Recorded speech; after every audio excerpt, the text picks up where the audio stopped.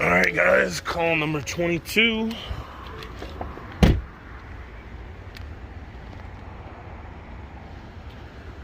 Tire change on a VW Atlas.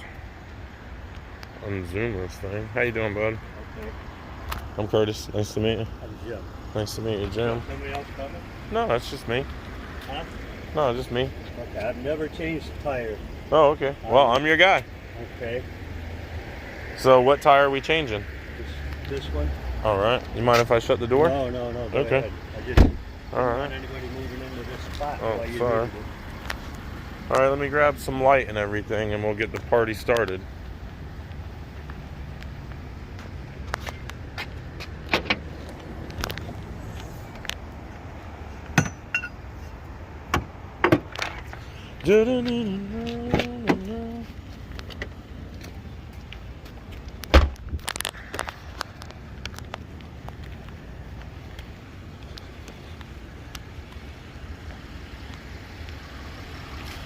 Alright, there we go. Yep, we needed a little hook tool to get those off.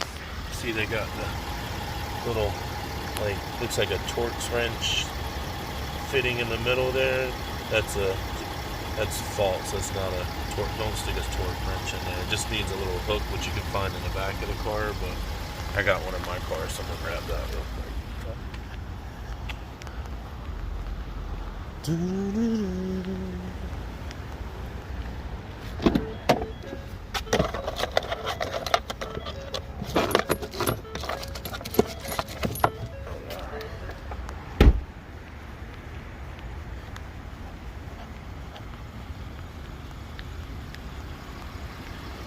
Yeah, so this little hook thing here will go into this, kind of just hook it and pull out, you see?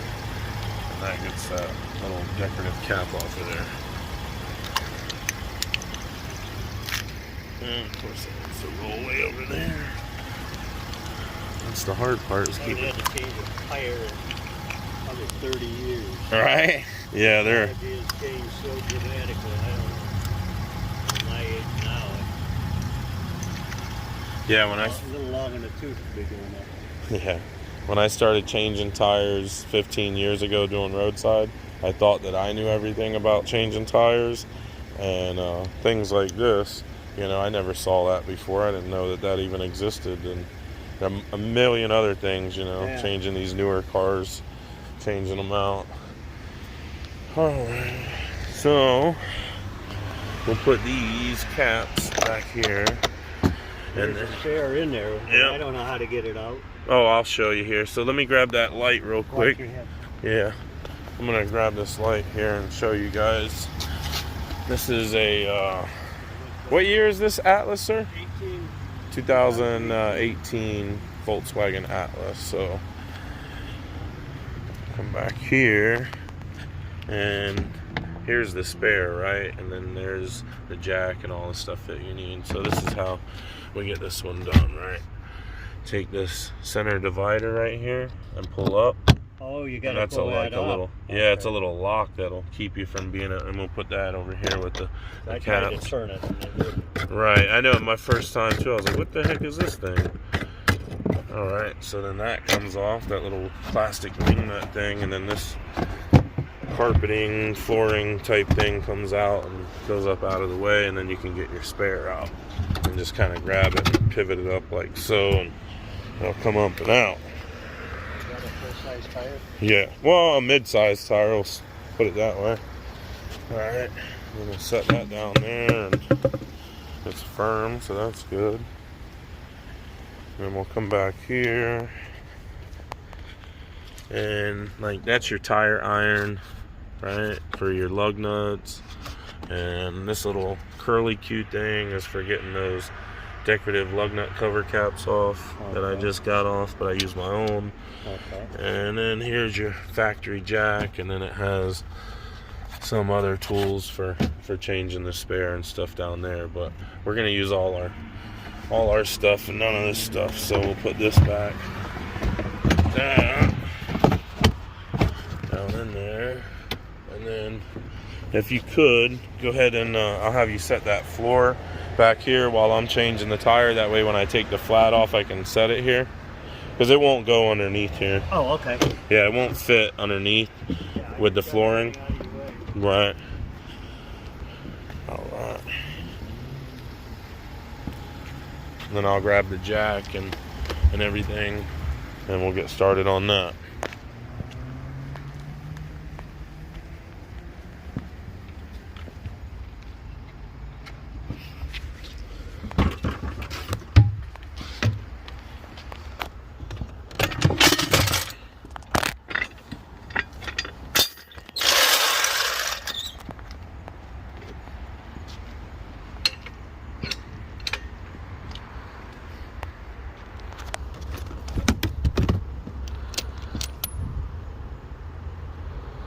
I'm gonna need some light in here, so I'll have to come back to you guys in a minute.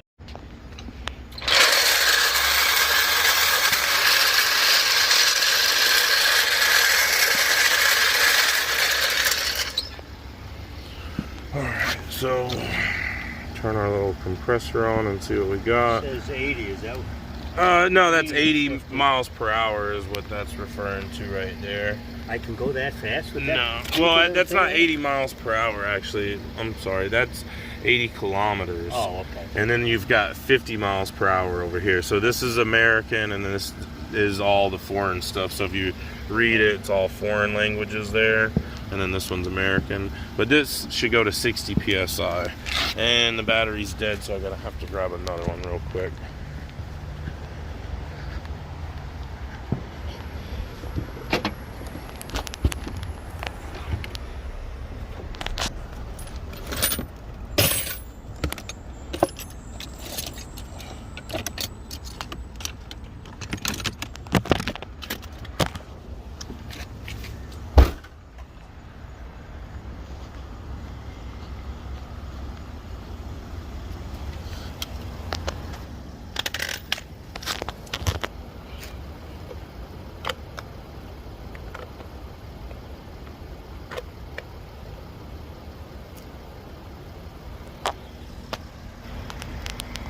Alright, so 23 pounds, and we want 60.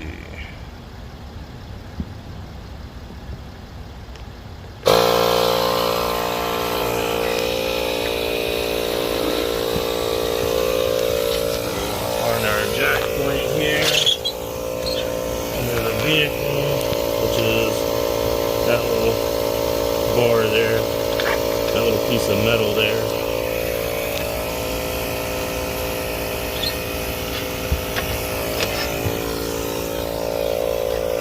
And then of course, if you're doing this with the factory stuff, break all those loose before you get it up. I'm gonna be using an impact. Got that Milwaukee impact that you guys can't see because it's too dark. So you in from out of town, or? Yeah, my wife got cancer. We're going to Moffett over. All across the street. Got an appointment in the morning, so we'll come up the night before, because in case something like this happened or traffic. Right, exactly. Can't miss them appointments. Yeah, no. They got too many other people waiting in line, huh? Yeah. And if you miss one, they make you go all the way to the end of the line or something and wait another 6 months or a year. To get back in. Really? Well, Really great hospital. yeah, They're busy. they are. Well, best of luck to her, and I'll pray for her. Thank you. Yeah. All right, guys. Maybe we can put some air in that thing to see if that'll. Well, I'm gonna tell you right now. Once I get it off, we'll see what's wrong with it, and I guarantee, yeah, and I can't repair it, so putting air in it is only gonna, you know. Where would I go to Well, tomorrow being Monday, you can go anywhere. get places around here? Yeah, there's a, I mean, let's see. Yeah, just stay on Fowler here, and you can. Downs is There's a tire place. Actually, go this way. There's a tire place right here before you get to 50. Sorry, y'all got interrupted with a dispatch call, but all right, let's get this one wrapped up. Setting number 3, 17 millimeter for any European car. Unless it has a 3/4. Otherwise it'll be 7.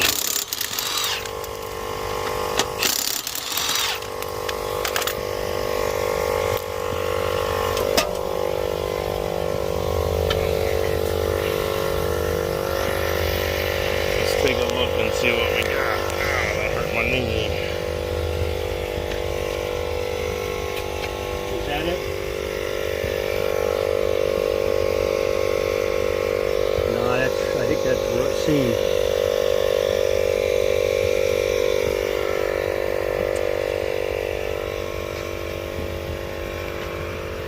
Oh, is that it? No.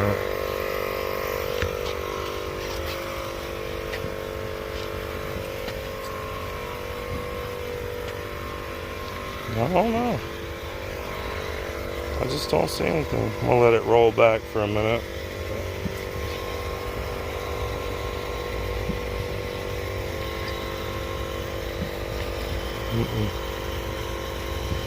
I don't know. That's one for the tire place, I guess. 'Cause I don't see anything. We can put it in water where Yeah, we'll see the bubbles, exactly. Alright, well, I'll lay it down and then I'll set it in the back here in a minute.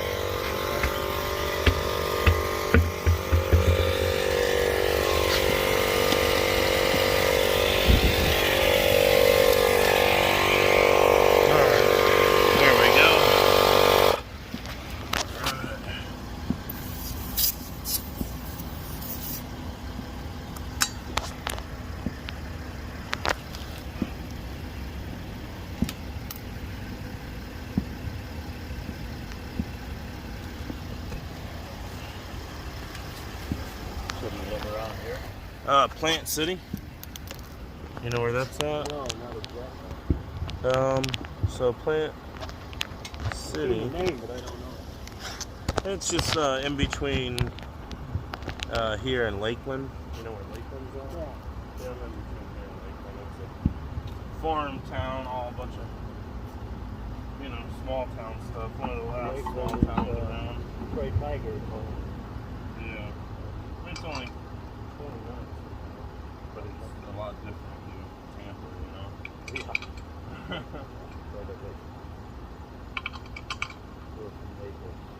Oh yeah, Naples, yeah.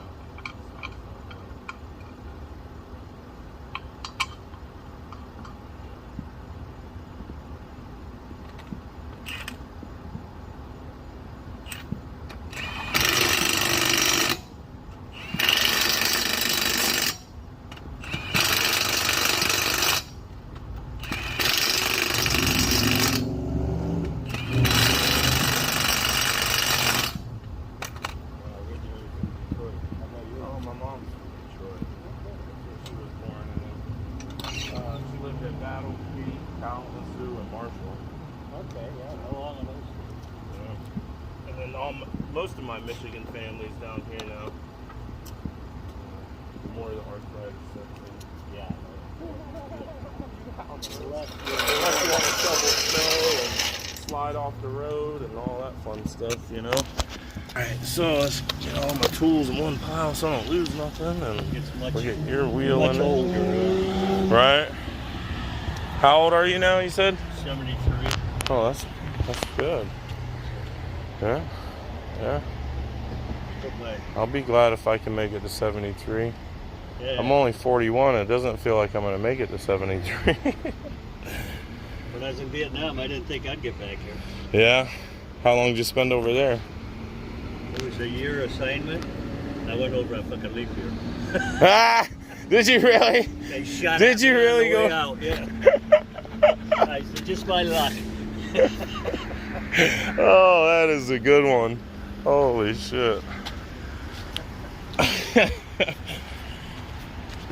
That is too funny. Yeah. Not exactly what I was thinking. Right? Like, oh, you guys got me with the fine print on that one, huh? But I came back. Yeah. A lot of friends didn't. Yeah. What'd you do over there? Like, a friend of mine, his dad sprayed the fire torch and did napalm. Oh, wonderful. Yeah. We always joke with him about that stuff, you know. Yeah. We're like, oh, don't get us with the blowtorch and all that, Gary. Leave us alone. Scary stuff, I'll tell you. Yeah. I was in the AmeriCal division up there. The what? I was in the AmeriCal division. Oh yeah, what's that? It's one of the 28th division. Yeah. They were up in the north end. Not far from Wei Fu Bai, but far enough, thank God. We had to go there. We lost a lot of guys there. Yeah. What do you think? It was mismanaged? You think We were beating the shit out of the press, politics. Like it is they now sold with the us fake, out, just like they're doing in now. Afghanistan. Yeah. Well, How you many know, guys Afghanistan died was so over they can get all the poppies, so they can make the opioids and all the stuff for the pharmaceuticals, and you know now they got all that. So I don't know. It's it's always something. Yeah. Well, it was resources. the government listened to the media, and the media just screwed everybody. When I was because on the Tet Offensive, I was there for the Tet Offensive when there was a major uprising, and they did a damn good job. General Gap from their side engineered this thing, and they did a hell of a job on us. And the press went nuts on it. Yeah. But what we did in retaliation over the next 60 days, we wiped out 60,000 of their troops. Yeah. The Viet Cong ceased to be a fighting organization after that. It was on North Vietnamese Army. Yeah, but they didn't want to talk Lyndon about Johnson got his fingers involved, that. and that he would direct where the B-52s would bomb, based on the bad guys. We'd park a bunch of trucks in this field over here. Satellite go over, pick it up. Johnson would see it. We bomb there tomorrow. As soon as the planes took off from Tinian, one of their spies on the radio, okay, the B-52s just left. The trucks all leave. They bomb an empty field. Stupid. It's the same shit that they're doing now. It's all politics and money, and they're just fooling the taxpayers and the Micromanaged. There were a number of other things they did that they shouldn't have. That was one of the big ones. Johnson micromanaging. Yeah, when I was in high school, I was all set to go into the Marines, and I went through ROTC, and that's the only thing I had in my future, you know. And then I got in trouble, and then I couldn't go in, and all my buddies that went in, they're all on meds now. Yeah. The ones that lived, you know, most of them died, but the ones that lived, you know, they're not really here anymore. You know, they got PTSD. A lot of guys from Vietnam, same way. Yeah, like they let it get the better of them or whatever. The guy who's my best friend in high school, he went in the Marines without me, and I was like his big brother, his protector, and he went in there and went through a lot of shit, but he ended up getting hurt. Another guy jumped on his head, you know, jumping over something, I don't know what it was, landed on his damn head, he didn't have his helmet on, you know. Stupid So now he's got brain swelling and all kinds of jazz, and you know. Well, how do you handle that one, you know? Well, he has a lot of problems. He thinks that people are constantly trying to break in and watching him and trying to get into his apartment, which is nonsense. Nobody gives a shit about him, you know what I mean? Sure. And so he's gone to the point of like recording things and asking his roommate if he hears anything and all this paranoid stuff, you know? That's too bad. Yeah. Yeah, so in a way, I'm glad I got in trouble, you know, because then I didn't end up the same way. And then as I got older and wiser, and I hear guys like you tell stories about war, I say, well, shit, I'm so glad I got in trouble because I was just a fucking pawn, like you were. Like they sent you out there as a fucking pawn, and they even screw you over with the leap year shit. That's how little they care about you. You know what I mean? Extra day, yeah. Anyway, it was nice meeting you. You too. I'm Curtis. You have a good one. Oh, well, thank you very much. I appreciate that. Again, I hope everything works out with the wife, and thank you. You know, that's like you said, if you're gonna go to a hospital, that's the one to go to. USF over there. We started at one in Naples, and Was it shit? The one in Naples was shit? Yeah, the cancer doctor was an asshole. Oh, really? What a shame. No care or no experience or combination? My wife has a particular kind of leukemia. And they opened the book, leukemia. Oh, you get this drug. Oh, and by the way, you get it from my pharmacy. And Yeah. your monthly payment is $2,900. Is that how much it was? Yeah. The drug itself is $16,000 a month. But my copay was $2,900. So if let's say you didn't Time have, if you didn't have veterans insurance, that's what she's on, or is it with some kind of She's a other? retired school teacher, and hers is the best there is. Oh, so that's why. Better than mine by far. So if she didn't have that, they wouldn't give her the treatment she needs. Exactly. I couldn't afford $2,900 a month. But her insurance, they said, yeah, it's $100 a month. I said, I got to get a job with good insurance. oh, I tell you, when you get in your 70s, shit falls off. I don't have any insurance. That's the whole thing. Can you get it? Well, I'm self-employed. This is what I do. I change tires on the side of the road. So I either got to get it myself, which I don't even know how to do. Right now I'm on this drug called Cosentex, which is $2,500 a month, but they're giving it to me for free right now. But if I don't get it, I'm basically my body's gonna be so bad, covered in plaque psoriasis, that I'm probably gonna commit suicide. So I'll die without the medication, basically, because And you I'll gotta kill have it, myself. and- Yeah, And they charge because you. life will be so miserable that I'll just rather not even be here. But Again, I'm trying to find a way to get insurance that's affordable, but being self-employed, you can't. And then no such even thing. if you got a job, there's no job that has